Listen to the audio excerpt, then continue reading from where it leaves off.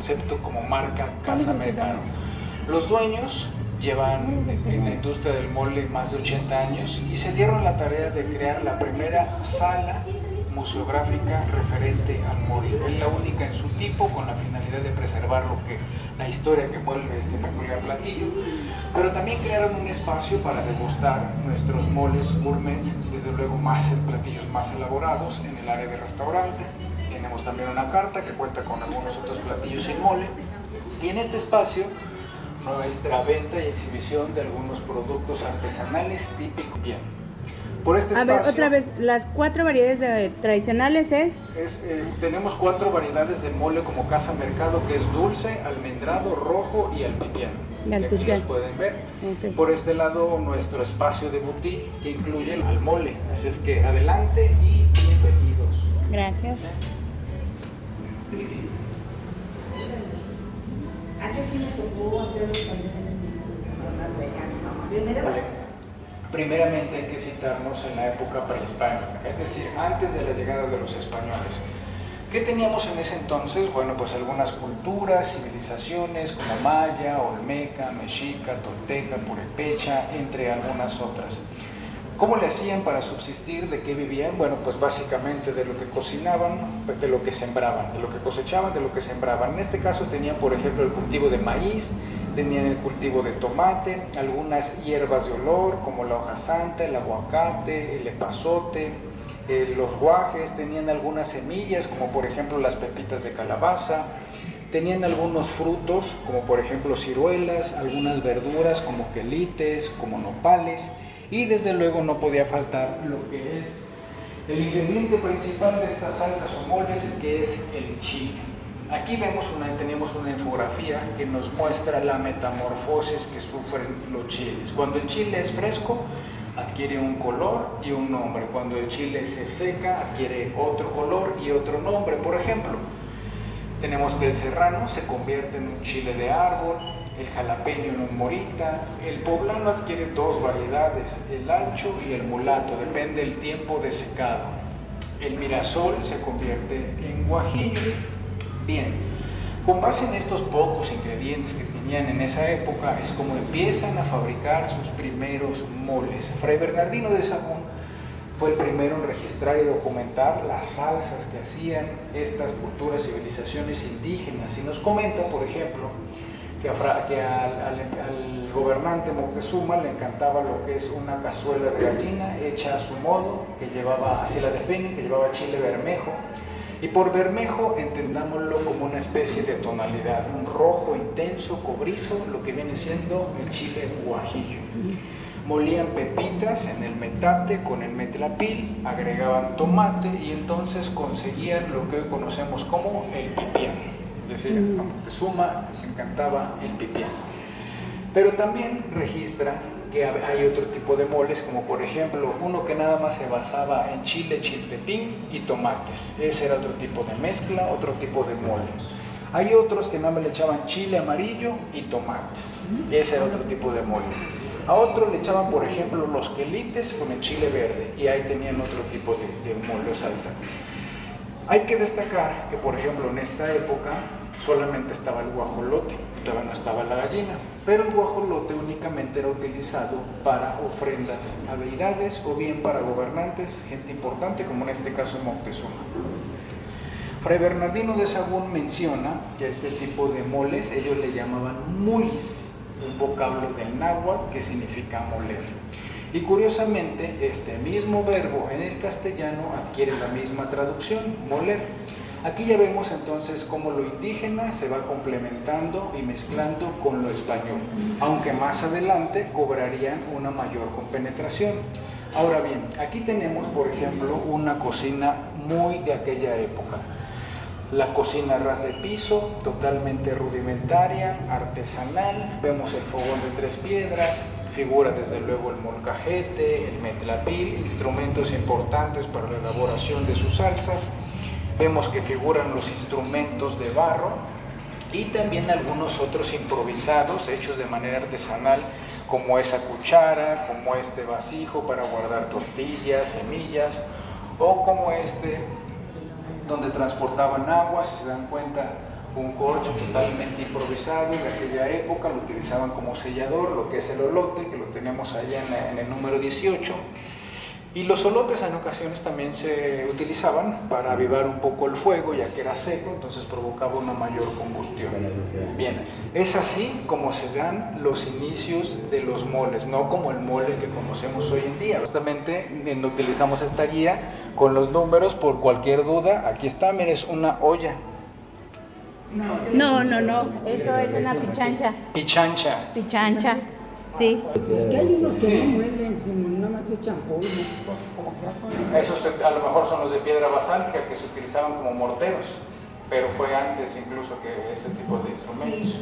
Entonces aquí ya nos situamos en lo que es una segunda fase, por llamarlo de alguna manera. Aquí ya es la época de la colonia, la época de la conquista, aquí los españoles ya llegaron. ¿Qué pasó con la llegada de los españoles? Bueno, pues que trajeron nuevos alimentos, nuevas proteínas, nuevas semillas, nuevos ingredientes. ¿De dónde? Bueno, de diferentes continentes como Asia, África o Europa. ¿A dónde llegaban estos ingredientes? De Europa y de África llegaban al puerto de Veracruz, de Asia llegaban a lo que hoy conocemos como el puerto de Acapulco, Guerrero. ¿Qué llegó de Asia? La canela, el clavo, la pimienta. ¿Qué llegó de Europa? Pues el ajonjolí, la almendra, el ajo, la cebolla, las pasas, la nuez, pero también entre otros ingredientes, pero también llegaron las proteínas, la gallina, la res, el puerco, la cabra. Y sus derivados, porque obviamente al tener gallina, pues ya tenemos los huevitos, al tener la res, pues ya tenemos la leche y en ocasiones pues los quesos, ¿no? Bien. A esto se le conocía como ingredientes de ultramar, y por ultramar entendámoslos como que vienen de muy lejos surcando el océano, es la definición que se le da. Con la llegada de los españoles y de toda esta gama amplia de ingredientes, empieza también a darse el comercio y un mayor auge en la economía. Y tenemos documentado que en 1720, por ejemplo, se realiza lo que es la primera feria comercial en Jalapa. Como verán, entonces no solo trajeron un desarrollo en la cocina, sino también en la economía. Bien, con toda esta gama más amplia de ingredientes es que nacen los moles novohispanos, que no es otra cosa más que los moles de la Nueva España. Aquí ya vemos moles caldosos y picosos, moles espesos, moles como el machamanteles, como el pipianes o como los clemoles. El clemol no es otra cosa más que una especie de caldo como de res, transparente, que va aderezado con algunas verduras, elote, erizo, calabacita. Mole de olla. Como mole de olla, Sí, exactamente. Así es, lo llamaron también mole de olla. Bien, al haber mayores ingredientes, generan mayores platillos, los moles novohispanos, pues también hay que empezar a documentarlos, porque si no se iban a perder en el tiempo. Es así como empiezan y nacen los primeros manuscritos. Por ejemplo, este es un manuscrito de Ávila Blanca que nos describe la receta del mole de Oaxaca, particularmente. Si lo pueden observar, tiene inclusive faltas de ortografía porque está totalmente empírico y todavía no estaban lo que son las reglas gramaticales como tal. Así los empiezan a documentar. En esta época, también en esta fase, hay que tomar en cuenta lo que es el barroco. El barroco forma parte importante en lo que es la cocina, pero también se manifiesta, por ejemplo, en la música clásica barroca, que se caracteriza por ciertos sonidos para despertar cierto interés al escucha, un tanto dramático, un tanto de suspenso. En el arte, por ejemplo, se daban lo que es las luces y las sombras, las formas faciales muy bien definidas, las manos muy bien delineadas, muy expresivas, un tanto teatrales, hasta dramáticas, como lo podemos ver en esta pintura. Aquí podemos apreciar una pintura barroca, totalmente de la época, las luces, las sombras que les menciono, pueden observar las caras de las personas totalmente expresivas, como preocupadas, porque el barroco quería que nada se comparara. El barroco se caracterizaba por algo muy elaborado, por algo muy bien detallado, muy bien delineado, un tanto complejo.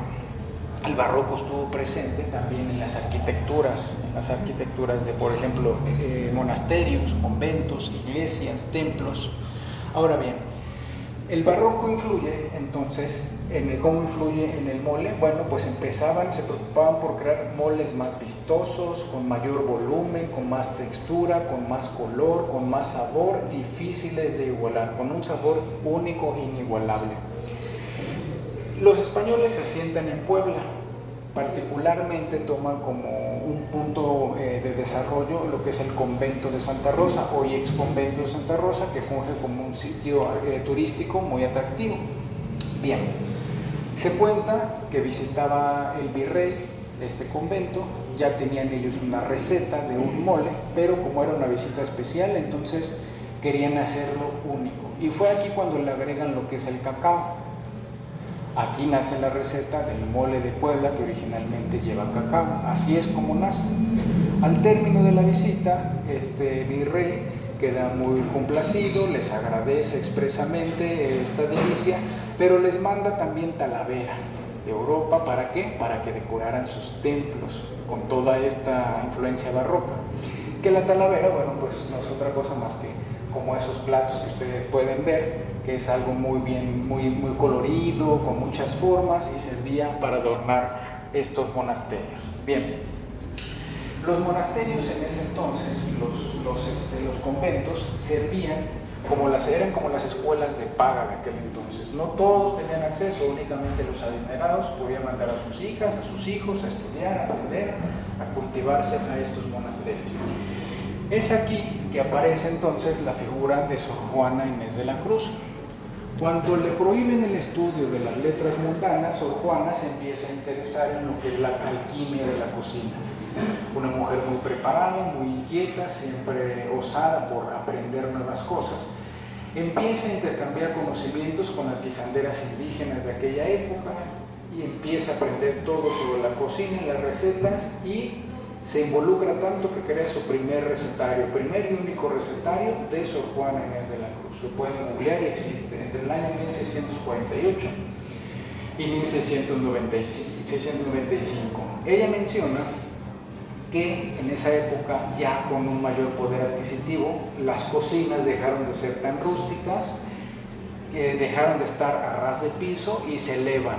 Y entonces vemos cocinas como las que ustedes tienen aquí enfrente, un poco más equipadas. Empieza a mezclar lo que son los utensilios de barro, de madera, con los objetos de cobre, ollas, sartenes, comales, este tipo de vasijos, así como los conocimientos de las guisanderas. Entonces adquieren también nuevas técnicas de elaboración de platillos. Por ejemplo, aquí ya vemos platillos horneados, platillos destilados, platillos fritos. Aquí ya tenemos lo que es el aceite, la manteca, entonces ya se pueden dar otras técnicas de elaboración de platillos. Es así como nacen las delicias de la cocina conventual, que no es otra cosa más que las delicias que se preparan dentro de los conventos. Aquí también aparece lo que es San Pascual Bailón, que hoy en día es el santo patrono de las guisanderas, de las cocineras, fíjense. Y tiene su frase muy peculiar que dice: San Pascual Bailón, atiza mi fogón y concédeme una buena sazón. Todas las cocineras de aquella época se encomendaban a San Pascual Bailón para que les concediera el mejor sazón.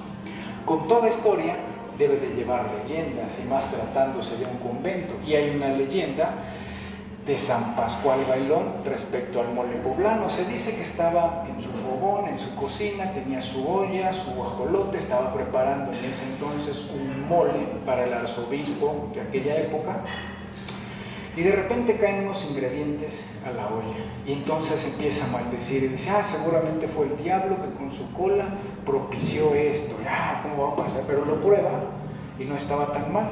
Entonces termina de elaborar su platillo, escarcha, dora un poco de ajonjolí, lo rocía sobre el plato, se lo da al arzobispo, y la leyenda dice que termina chupándose los dedos. Entonces San Pascual Bailón dice: no fue el diablo, fue el ángel que con sus alas propició este manjar. Bueno, parte de las leyendas, ¿verdad? En el siglo XIX llega la prensa escrita, los inicios del siglo XIX llega la prensa escrita, y entonces esta versión, que parte de una leyenda, la toman como un hecho verídico. La retoman otros periodistas más adelante, y entonces se mediatiza y se populiza aún más la versión de que el mole es de Puebla. Puebla jugó un papel muy importante en el desarrollo de este platillo, que como les digo, es totalmente evolutivo, venimos desde la época prehispánica. Como se asentan ahí, en este convento de Santa Rosa, ahí se genera todo este boom de lo que es el mole, y por eso, insisto, se cree y se piensa que el mole nace en Puebla. No, el mole poblano se caracteriza por su receta. El mole poblano lleva unos ingredientes, tiene un color y tiene un sabor que es un tanto dulce. Pero no podemos definir que todo el mole es poblano. Y como muestra esta infografía que ejemplifica lo que es la diversidad y evolución de los moles. Tenemos, por ejemplo, moles del siglo XVI, imagínense, XVI, XVII, hasta el siglo XXI, XX. Imagínense cuántos moles no ahora cabrán aquí. Y ya como República Mexicana, vemos las zonas de origen, figuran lo que es el puerto de Veracruz, el puerto de Guerrero, los estados vecinos como zonas de origen, y después este platillo se expande hacia el norte de la República y hacia el sur de la República, y tenemos toda esta amplia gama de moles. Y esto, que es una fuente del 2012, quizás sin un dato más actualizado, habría una gran variedad mayor. Por ejemplo, tenemos moles de camarón. A lo mejor estamos hablando de una zona costera, en donde particularmente las proteínas vienen del mar, productos del mar, camarón, pescado. Hicieron su mole, su pasta, y lo definieron, le echan el camarón y dicen es mole de camarón. Otros, por ejemplo, de iguana. A lo mejor es una región muy calurosa donde pululan las iguanas. Por ejemplo, en Tabasco hay muchos lugares en donde consumen la iguana como una proteína diaria. Elaboraron su pasta, le agregan su pasta, su mole, le agregan la iguana y dicen es mole de iguana. Pero también tenemos moles por color, rojo, prieto, negro. Tenemos moles por técnica de ladrillo, por ingredientes de cacahuate o por hierbas, incluso de hierbabuena. Tenemos moles de celebración, de boda, de entierro. Entonces, como verán, definir o concluir que el mole viene de un solo lugar y tiene una receta única es prácticamente imposible, y seríamos muy egoístas catalogarlo de esta manera, porque pues depende del lugar en donde se crea, de quién lo haga, de los ingredientes que tengan a su alrededor disponibles y de las proteínas inclusive que se tengan, como verán. Pues bien, hasta aquí alguna duda, alguna pregunta. Bueno, luego de esto, al ser el mole un platillo tan gustado, tan demandado, entonces aparece la gente visionaria que dice yo lo voy a hacer en cantidad para que ustedes nada más abran el botecito, le viertan agua a un caldito y tengan su mole. Ya no tengan que estar moliendo todo en el metate, ingrediente por ingrediente, porque eso ya hoy en día el tiempo solo, ¿quién hace eso? Entonces aparece la industria del mole. A mayor demanda, pues tienes que utilizar otro tipo de instrumentos más industrializados, y es por eso que ustedes ven aquí, por ejemplo, esta báscula mecánica para pesar los ingredientes más pesados, como los sacos de chile, azúcar, ajonjolí, etc. Una báscula ya de charola para los ingredientes más pequeños, el ajo, la sal, la canela, etc. Y desde luego no puede faltar una freidora, porque por ejemplo los chiles desvenados, la tortilla y la canela van fritos. Una vez que se frían, tienen que pasar forzosamente por un escurridor. ¿Para qué? Para quitarle el exceso de aceite, porque si no puede afectar la pasta al término. Puede salir una pasta aceitosa, incluso con algún sabor un poco rancio. Entonces por eso deben de ir bien escurridos. Otros, por ejemplo, como es la pepita, el ajonjolí y el cacahuate, forzosamente tienen que ir tostados. Una vez que alcanzaban el término deseado, entonces lo que se frió, lo que se tostó, pasa a la trituradora para ir alcanzando ya esta mezcla homogénea, pastosa, que todos conocemos, pero el toque final se adquiría en la batidora. Antes el proceso era totalmente artesanal, un caso con una pala grande, tenían que estar todo el tiempo moviendo hasta que el mole alcanzara esa textura homogénea, sin grumos, sin residuos, ya totalmente terminada. Bien, esta por ejemplo es una batidora de 1995, tenía una capacidad para 500 kilogramos. Estos instrumentos que ustedes ven aquí se utilizaron no bajo la marca Mole Castizo, sino bajo la marca Hermo, que se registra en 1966. Aquí un poco de historia familiar. En 1950, la señora Raquel Morales es quien empieza a crear el mole envasado. Una mujer que tenía 3 hijos, sola, independiente, tenía que sacar a su familia adelante, sabía la receta del mole, empieza a elaborar moles en pequeñas presentaciones y los empieza a vender, comercializar con sus vecinas. Ese era su nicho de mercado. Sus vecinas, casa por casa, se dio cuenta que cada vez se interesaban más en consumir este producto, empieza a crecer. A su hijo mayor lo manda a México a estudiar para que se prepare, para que aprenda más sobre ventas, puntos de distribución, etc. Y regrese a incorporarse al negocio familiar y detone. Pues así pasó. Se fue el hijo a estudiar, pero cuando regresa casado con hijos. Al poco tiempo, y siguieron involucrándose y trabajando en el negocio, pero al poco tiempo el hijo fallece y doña Raquel excluye a la nuera con los nietos. La abre prácticamente del negocio. ¿Quién es la nuera? Doña Berta Mercado Merino. Escuchaba que preguntaba por qué Mercado. Aquí está el origen. Doña Berta Mercado Merino. Llevas el apellido de la señora Casa, por eso Casa Mercado. Bien. Cuando se ve excluida, pues la señora ya también estaba viuda con 3 hijos, tenía que sacar adelante a su familia y pues lo único que sabía hacer era todo lo relacionado con el mole, ingredientes, recetas, procesos, ventas, porque ya estaba en el negocio, y crea su propia marca como Mole Castizo. El éxito que tiene la señora Berta Mercado Merino con su marca como Mole Castizo fue tan grande que terminó comprando la marca Hermo, la marca de la familia política, y ella se queda con todo. Por eso es que aquí en este museo se exhibe el registro de la marca, se cuenta con este documento porque ella lo adquiere y se cuenta con todos estos instrumentos porque los compró. Okay. Una mujer visionaria, inteligente, insisto, de una familia que lleva más de 80 años en el mercado y que ahora no solo produce mole, tiene una amplia variedad de moles, 15, 20 moles como Mole Castizo, pero diversifica su oferta. Ahora, por ejemplo, también hace lo que son estos jarabes concentrados para agua de horchata de arroz, agua de horchata de coco, jamaica, entre otros. También produce lo que es una especie de chilito molido, lo equivalente al tajín, pero bajo la marca Castizo. También genera ese tipo de ingredientes. Produce lo que es al tipo Nor Suiza, pero bajo la marca Castizo.